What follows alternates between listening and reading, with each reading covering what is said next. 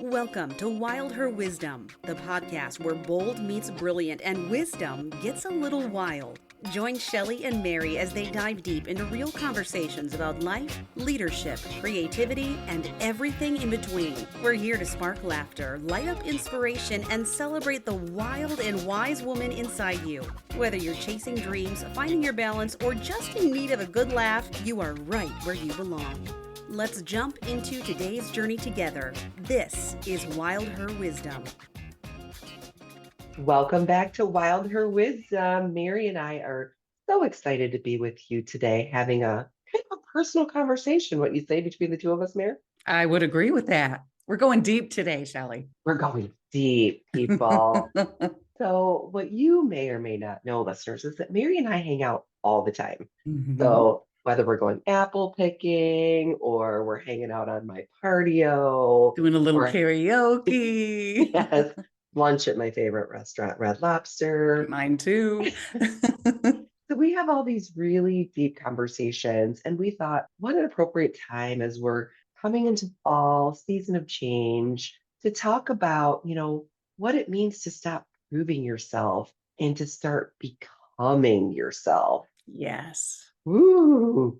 It's a tough thing. It's a lifelong learning experience in my book anyway. It really is a lifelong learning experience. It's funny that you say that because I talked to my mom who's going to be 80 here next year, and she talks about, still figuring out what her next thing is, what her next chapter is. And I'm like, oh my gosh, you're like the most amazing person I've ever met. You haven't figured it all out yet. I love that. And I love hearing about people who just keep longing for the next thing. Don't give up because you're 70, 80, 90. I love it. I love it. Right. Yes, she is pretty phenomenal. So one thing I want to talk about with the listeners, because you and I have talked about this in the past, and I think I can certainly say I've suffered from this malady in my life. And I think that there's probably a lot of women out there that do too, which is feeling like you always have to prove yourself to people.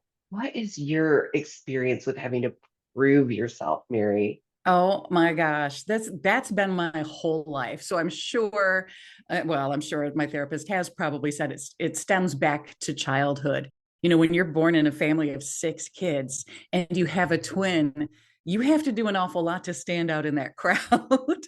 And when you're in a family who's, full of athletes and things like, again, you're just constantly trying to prove yourself to say, hey, I'm here too. It makes me sad to think that we feel that we have to prove ourselves and that we can't just be. But I think I've had a whole lifetime of trying to do that. And I did it with boyfriends and husbands and friends and coworkers. And it's something I probably, if I have to be honest, still do, but I'm definitely changing the way I do it.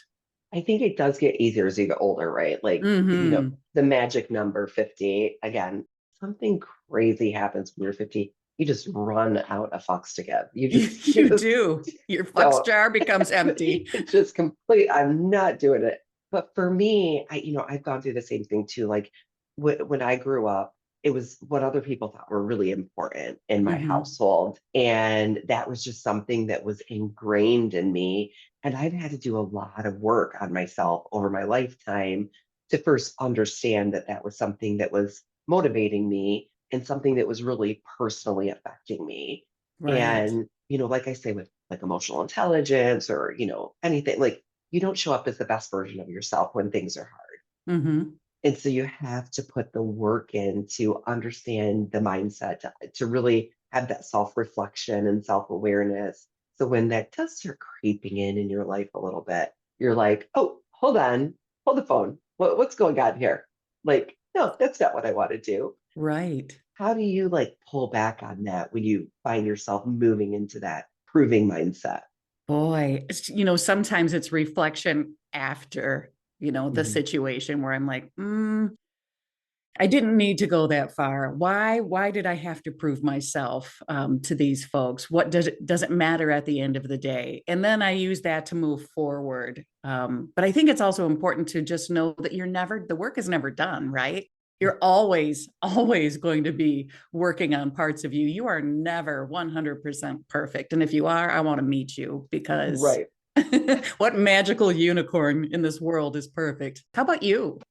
For me, because it shapes so much of my life, I find it creeping in like in weird ways sometimes, where I then have to ask myself, wait, is this something that's really important to you? Like I've talked to you a lot about like energy in my life is important right now, like Yes. where I'm spending my energy, what energy I'm allowing in my world. And so when I find myself kind of creeping into that, like, oh yeah, I can, really prove or show that I'm, a team player, that I'm extraordinary. I have to stop and pause and think, wait a minute, is this important to me? Or Mm, is this something I think is important to someone else? Right. right.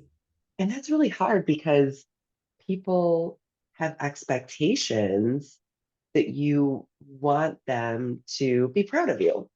Exactly. And when your, internal clock is like the most important person to be proud of me is me, that can be wonky for people. Mm-hmm. Mm-hmm. Like when you go through that process of unlearning or reshaping or changing your perspective, as uncomfortable as it is for you, it can be equally or more uncomfortable for other people. Have you noticed that in your life? I absolutely have because you're checking boundaries and they're like, whoa, whoa, wait a minute. This isn't the you I thought you were. And they realize, and then you have to be able to sit with comfort in your decision and your boundary, which is difficult. The other thing I was thinking about, Shelley, was I think for women, it's tougher for us. And maybe that's why it's taken us until we're in our 50s to feel a certain way. But we have to prove ourselves as women in a world that used to be dominated by men. Sorry, that's not happening anymore. Women rule the world. But there's that too from our past. Absolutely. And for me, like as a woman of color, like I feel like I have like that additional layer, Yes. when I go out and I speak to groups and stuff, I always say like there's not a lot of people that look like me in the rooms that I'm in. Mm-hmm. Mm-hmm. And that can kind of dig at that, oh, you have to prove that you belong here. And it's like, no, I do belong here. I do Yes. belong here. I've done the work. I belong here. So now my thing is, what names am I speaking in that room that have not Mm. made it yet? Because that is to me more of my responsibility as I'm able to, have these experiences that frankly wouldn't have been available to my grandmother or my great grandmother or things like that. So I'm always looking like forecasting and trying to think like how can I impact the world? Mm-hmm. And sometimes that means making people uncomfortable. Absolutely. So Fascinating. what are you unlearning right now? Like where are you at with your What I'm working on unlearning, because I'm not all the way there, is that proving myself to others. I am someone who's been so ambitious my whole life and a people pleaser, and I want to please my boss, and I want to please my husband, and I want to please the kids, and I want to please my coworkers, and I find myself probably doing more than I need to do.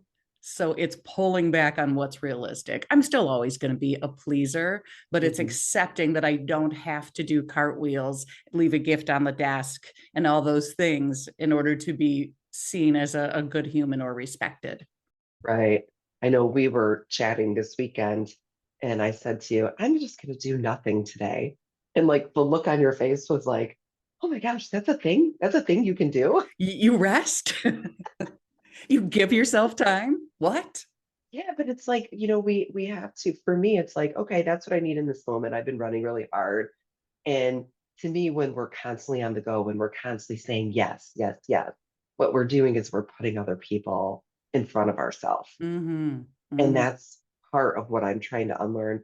I'm trying to also like learn how to let go of not momming. My daughter's a senior this year, and my boys are grown out of the house. One of them's in college, and one of them's out of college, and I'm trying to learn not to do that overreach. Like that. Mm. My daughter was telling me about something someone had said to her the other day, and I'm like, do you want me to go into school and take care of it? And Mama bear. And she's like, no. And I'm also thinking to myself, like, oh, geez, this time next year, she's going to be navigating college. Like, I'm lucky to even be having these conversations with her about what Yeah. people are saying to her day to day. Like, I need to talk to her about how she's feeling and what her response is going to be to those people because I can't helicopter when she's in college. Right. And how are you feeling as a soon to be empty nester? Because you've probably had a different experience with each kid and they're each different, right? And Yeah, I know she's just different. She is really special. Not that your other yeah, kids aren't, right. but I feel like you're already to a place that some people it takes them years to get after they leave the house. Yeah, I am existential crisis, maybe the word I'm looking for Mm, with having her leave, just because I've been a mom since I was 19 years old. yeah. And so I've got a lot of time under my belt of momming and being needed and where's the catch up? Let's talk about what this terrible thing that's happening in my life. Oh, can you take me to the doctor? Like so all of those things that go into momming, even though it changes Mm-hmm. as they age, they still need you. And so I'm trying to figure out like who am I? Because I've spent the majority of my life caretaking and Yes. being a mom to children. And I mean, my boys still call me every other day at least, so like you're never stopping that part of it. It's the day-to-day aspect that I'm trying to figure out what that looks like. What do I look like when I'm, you know, someone who is an executive, someone who's a wife, someone who doesn't have excuses to say, oh no, I can't do that because I've got to be to the softball game or I've got Right. to I've got to stay here because this is where my kids are. Like I haven't moved outside of the city I live in almost 30 years. Wow. I moved from the city I live in, from the city I was raised in, which was the only other city I ever lived in. And they're 75 miles apart. So that must be kind of exciting though, because you've got a book in front of you, and we know you love to read. We all know that Yes. with sort of a blank chapter. And so now you can be the architect of this next chapter of your life. Yeah. Is it exciting or scary? Yes. Yes, and both. Yes, and both. It's exciting and it's scary and it's I don't want to say overwhelming, but it's definitely takes up a lot of headspace for me. So one of the things that I'm doing this fall is I'm going on a retreat with two very good friends of mine who are Mm-hmm. also at pivotal times in their lives. One of them, same thing, going to be an empty nester for the first time. The other one leaving a job that they've had for a really long time and trying to figure out the next chapter. And so I'm always planning and I'm always looking forward. And so for me, it's about setting aside the thinking time. So Mm. having those 6 days to really laser focus on, I mean, getting massages, going for walks in the desert and things like that, but also really spending that thinking time dedicated to what do I want next? What do I want the next chapter to look like? Because one of the things that I think as women, and I'm going to be the Lorax speaking for the women right now of the world, is sometimes we just go through. Yes. We're just going through.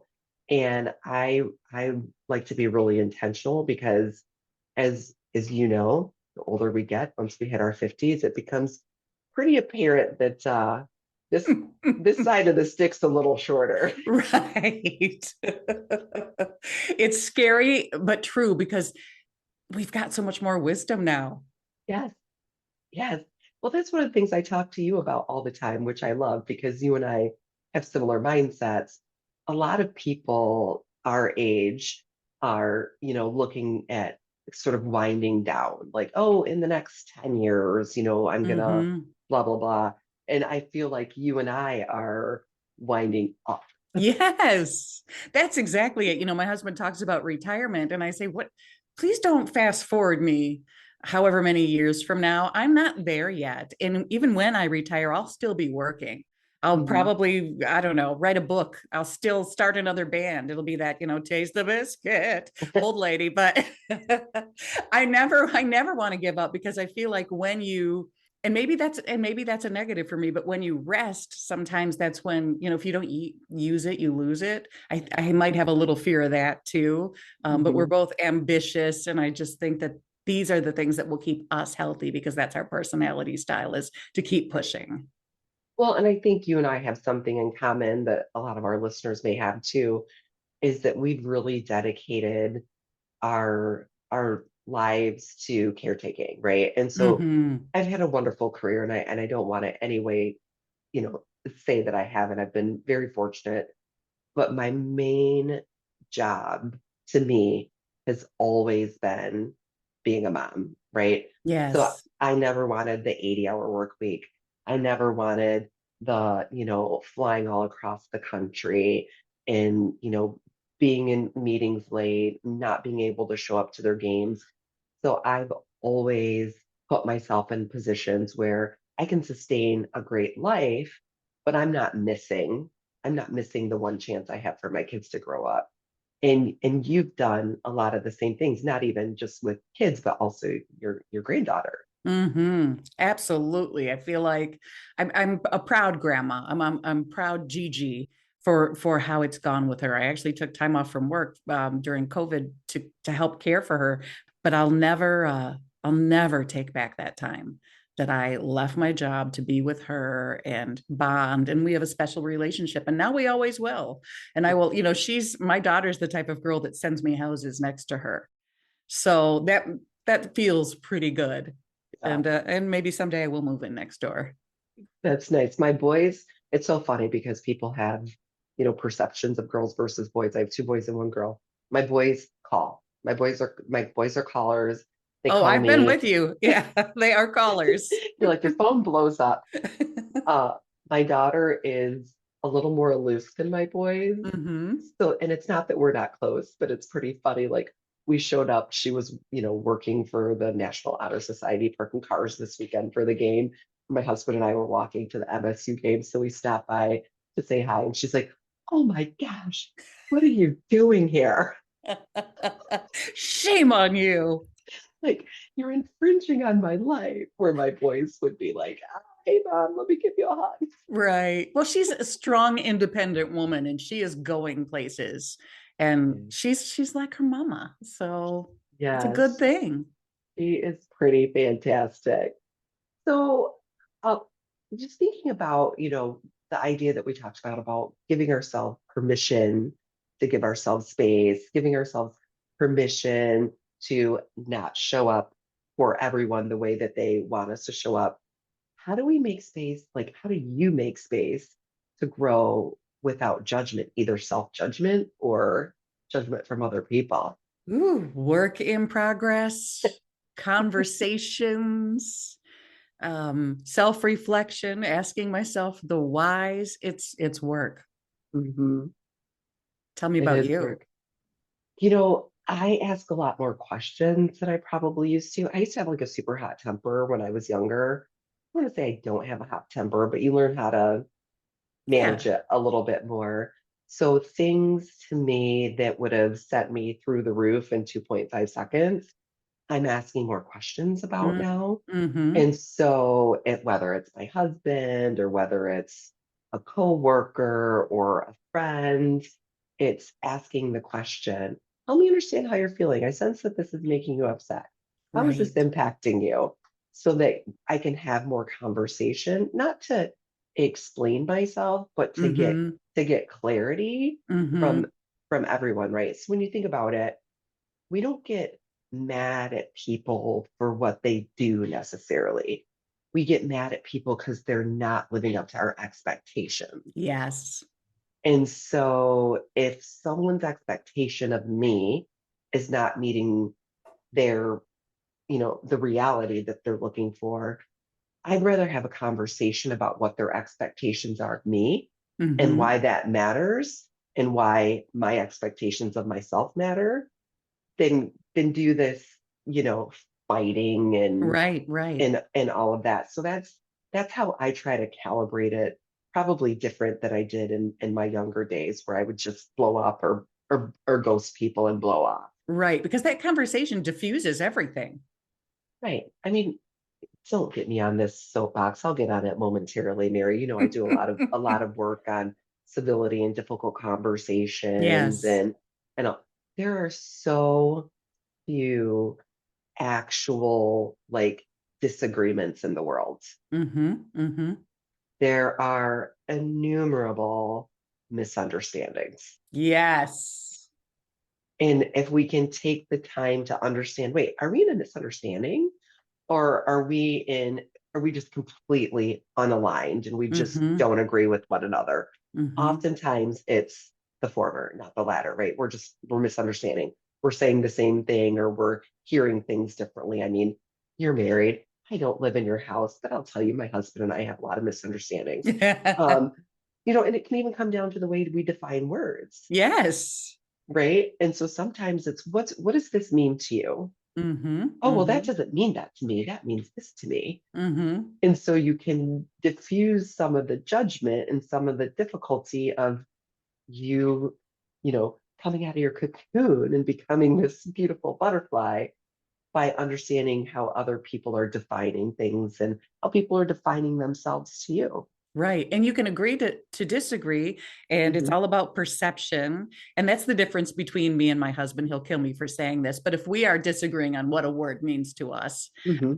I just say, okay, that's fine. We just have different, Right. feelings about what this word means. Well, he'll ask Alexa, hey, what does this mean? So that he can prove his point. And I've given up trying to prove my point. Right. It's not Right. worth it. It's Right. not worth the time. It's not Yeah. worth an argument.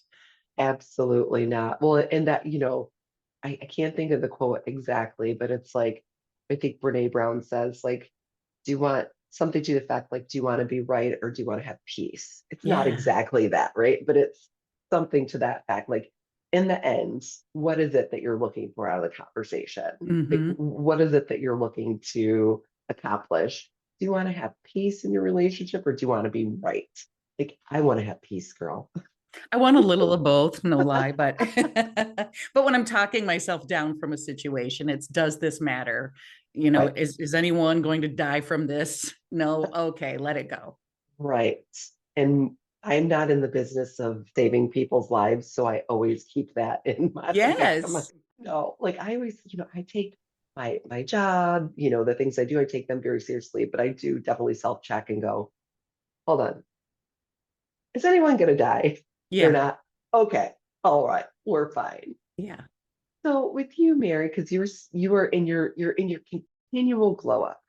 And I Hmm. love to see it. I love to be here for it.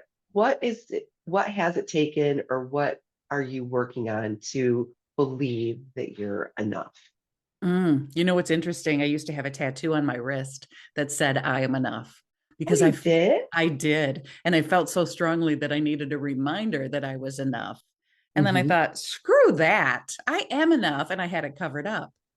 So it's a work in progress, but it's just knowing that I am. It's being okay with myself, no matter what I look like. Always trying to improve, but not putting unrealistic pressure on myself. Hmm. And just thinking about, again, it's that reflection and having a calmer mind about it all is so Right. valuable. And it creeps up every so often, but I'm able to use the tools now to let that go. I know you and I were having a conversation about my favorite author, James Clear, the other day. Mm-hmm. And I mean, that could be any day, right? Because I'm always talking about James Clear. Don't get a PPO on me, James. I'm just promoting the work that you do. He should be paying you. But this is what I think about too when I have those moments where it's like, oh, feeling a little, down or what have you. We all have days where we're not at the top of our game. It's his concept of like, what am I going to do today to cast a vote for the person I want to be? Mm, And so this is what I'm working with today, right? And then, but what am I feeling down about and what can I do to cast a vote for that person? Because as he says, as I was talking to you and some other friends the other day, where we are today is a lagging measure of our habits a year ago. yeah. And if you're getting down on yourself today, but you're not willing to do the work, whatever the work is, see a therapist, go to the gym, spend time reading, whatever the case may be, then you're not going to you're not going to move to the needle to that person you want to be. It's So true.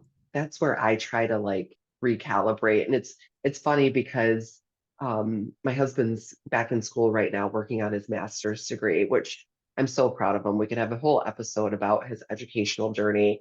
And he kind of talked about it, and he said, you always say the same thing to anybody whenever they're thinking about, changes they want to make or things like that. I always say the time's going to go by anyway. Yeah.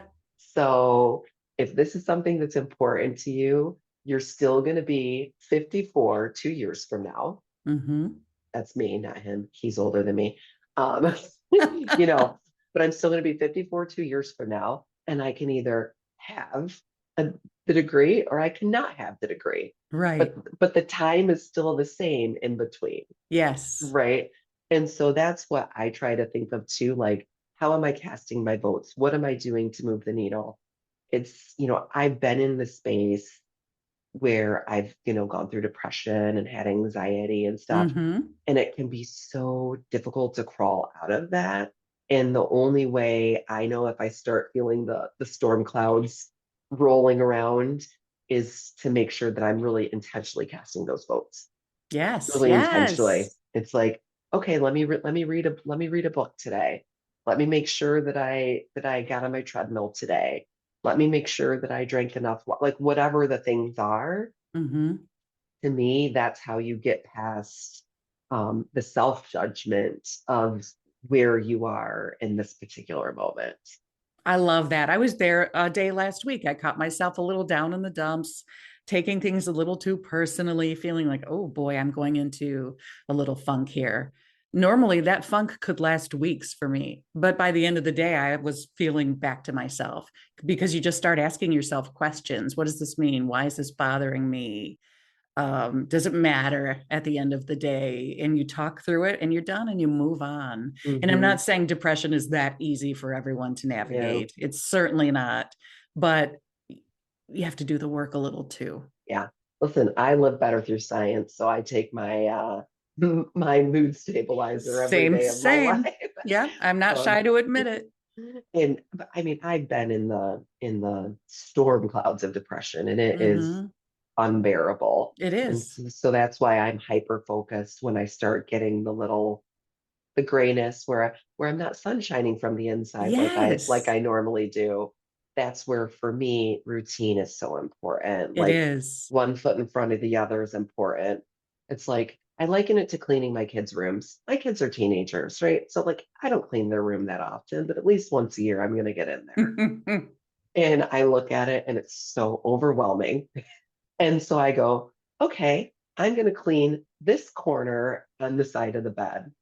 Okay, now I'm going to dust this. I'm going to dust this dresser. I'm Right. going to, because like if you look at things in their totality, oh my gosh, who can make it through life that way? Exactly. It's one step at a time, It's one day at a time, one one, task at a time. exactly. So when you start drifting to your old patterns, is that what you do? Do you like do the one thing at a time, or do you allow yourself any wallow time? Yes, I do allow myself wallow time. I say, okay, I'm feeling this way. I'm going to sit with this. I'm allowed to be mad. I'm allowed to, throw my private hissy fit. But then I need to pull up my big girl pants and move on. And that's when I have to reach out to people instead of withdrawing, because that's what I used to do. You wouldn't see me for weeks because I was Mhm. lost in my own funk. And I would say no. And so instead, I'm trying to flip that and say yes to things, even though I may not feel in the moment like I really want to do them. Yes, because that always pulls me out. So, Mhm. I love that. Yeah, as I said, I like get back to my basics, like make sure I'm working out. I'm mm-hmm, a pretty mm-hmm. regular workout person, but then it's like make sure I'm caring for my plants today, Yes. or get me in the kitchen. If I can spend the day baking or cooking or canning, I mean, my mood is magically like, And I give myself goals too. I don't have to solve the world's problems this weekend, but I'm going to do A, B, and C. And if I get those small things, and it could be make the bed, it could be hmm do the dishes, it could be do one load of laundry, which we all know is not that hard. If you reach those goals, you feel more accomplished and you feel better. And yeah, it's important to keep kind of pushing through. That's why that book, Make Your Bed Every Day, is so important. Yes. Boom, check something off your list. You get your shot of dopamine. Exactly. Exactly. And in this world today with the cell phones and constant need for all of that, it's a challenge. So we have to work on that too. Yes, the constant connection. That is something I will say, speaking of the subject of unlearning, the Mm-hmm. constant connection is something that I'm working on Yeah. because when I feel like I'm proving myself by being responsive to people, I'm Mm-hmm. taking away from my presence Mm. in my life. Yeah. And so I'm really working on like not doing work emails over the weekends and, respecting those like kind of work hours so Mm-hmm. that I can be present in the moments, particularly as my daughter is a senior. Like she walks in the house, like if we're watching TV, TV's on pause, like, oh my gosh, maybe she's going to come talk to us. Love that. Maybe she's going to come share some of her life with us. So, but Mary, if you can give one permission slip to our listeners today, what would you give them if they're struggling with some of the things that we're going through, trying to prove themselves, working in, Mm. becoming? I'm going to say you can say no without adding an explanation. Yes. I often run into people saying, well, no, I have this, this, and this. I don't care. If no is no, and I understand and respect that. You don't have to explain anything to me. And I hope you'll do the same for me. That's my feeling, and that's my permission slip. You can say no without having to explain everything. I love that. If I were to give people a permission slip, I would probably say, do the damn thing that your heart is telling you to do. Mm, We all have that one little thing, right? we Like, oh, do. I wish I would have done this, or what, maybe one day I'll do it. Take one step to do the damn thing. Mm. Do it. Start it. Make it happen. So Even I if it's really baby can be the steps. champagne bubble lady and perform on weekends in a smoky bar in a sequin dress. 110% you could do that. And I will taste the biscuit. I can't wait. I'm going to be in the front row, standing ovation for I believe Mary. I All the believe that. better. I believe that. You'll be up there with me. I'm not as good of a singer as you, but I could be your backup dancer. I So love that it. would be Oh, good. Mary, thanks so much for taking time just for us to have a nice chat with each other. I really hope this episode brought some thoughts to our listeners and has them contemplating how they can make some real positive changes in their life. mm-hmm. Thank Look, you. It's always good to talk and just get these things out and just enjoy the day because you've had good energy with somebody. absolutely. Listeners, if anything about today resonated with you, we'd love to hear it. Drop us a comment, send us an email, and we can't wait to be with you on our next episode of Wild Her Wisdom. Stay wild. And just like that, beautiful soul, we have wrapped up another episode of Wild Her Wisdom. But don't let the journey end here. Come connect with us. Follow us on Instagram, like our Facebook page, and visit wildherwisdom.com to catch up on episodes, grab extra inspiration, and stay part of our Wild Her community. And remember, the conversations here are for your inspiration and empowerment, not professional, medical, or therapeutic advice. Trust yourself and reach out to qualified pros when you need to. Until next time, stay bold, stay brilliant, and keep living your Wild Her life. You are powerful, you are wise, and you are absolutely unstoppable.